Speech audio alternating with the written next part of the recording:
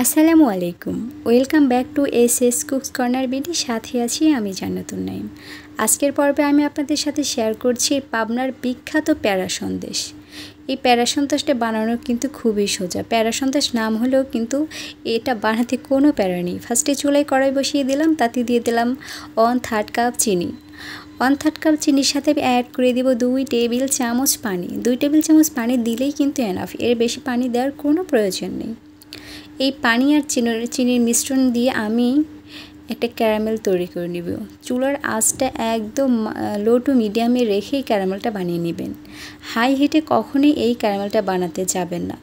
ধৈর্য সহকারে যদি আপনি ক্যারামেলটা বানান তাহলে আপনার প্যারা সন্দেশের ফ্লেভারটা ভালো আসবে, আর এটা খেতেও কিন্তু তিতা লাগবে না। যখন আপনি হাই হিটে এই ক্যারামেলটা বানাবেন তখন কিন্তু এটা পুড়ে যাবে, তাহলে আপনি সন্দেশ বানানোর পর সন্দেশগুলো তেতো মনে হবে আপনার কাছে।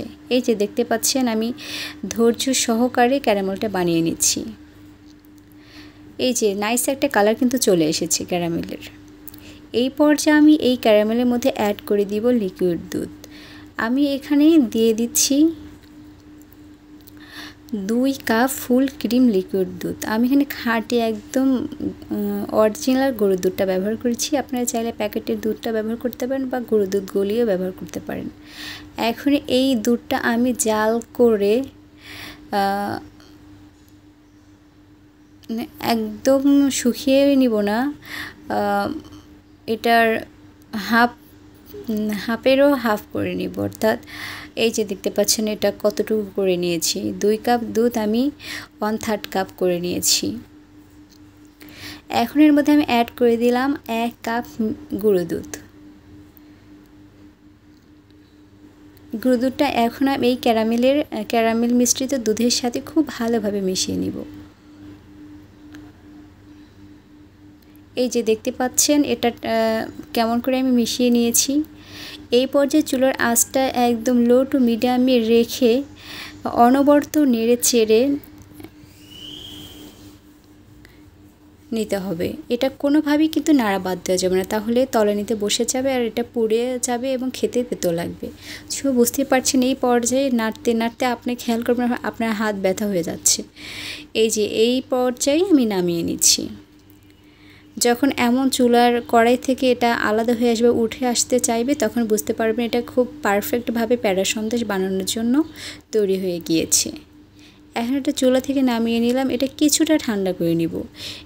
খুব বেশি গরম অবস্থাতে এটা বানাতে যাবে না, তাহলে কিন্তু হাতে প্রচণ্ড গরম অনুভূত হবে।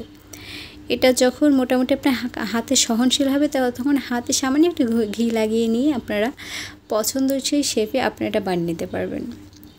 ফার্স্টেই আমি আজকে 2 রকমের প্যারা সন্দেশ বানিয়ে 2 ডিজাইনে প্যারা সন্দেশ বানিয়ে আপনাদেরকে দেখাবো।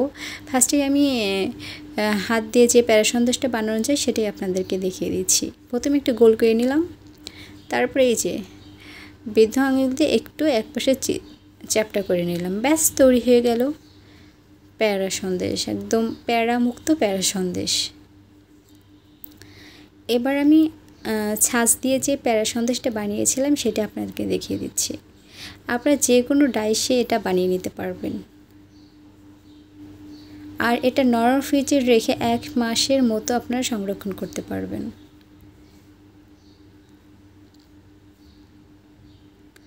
আর এই প্যারামুক্ত প্যারা সন্দেশটি খেতে এতটাই মজা, আপনি যখন বাসায় বানাবেন তখন বুঝতে পারবেন আসলে এটা কতটা টেস্টি। আর এটার ফ্লেভারটা এত বেশি সুন্দর হয়েছিল যে পাশের বাসার লোকজন পর্যন্ত এই নাইস ফ্লেভারের কারণে আপনাকে জিজ্ঞেস করতে বাধ্য হবে যে আসলে আজকে আপনার বাসায় কী রান্না হচ্ছে। সো আজকের রেসিপিটা যদি আপনার কাছে একটু ভালো লেগে থাকে তাহলে অবশ্যই কমেন্টস করে জানাবেন আপনাদের কাছে কেমন লেগেছে। আজকের মতো এ পর্যন্ত। সবাই অনেক বেশি ভালো থাকবেন, সুস্থ থাকবেন। আল্লাহ হাফিজ।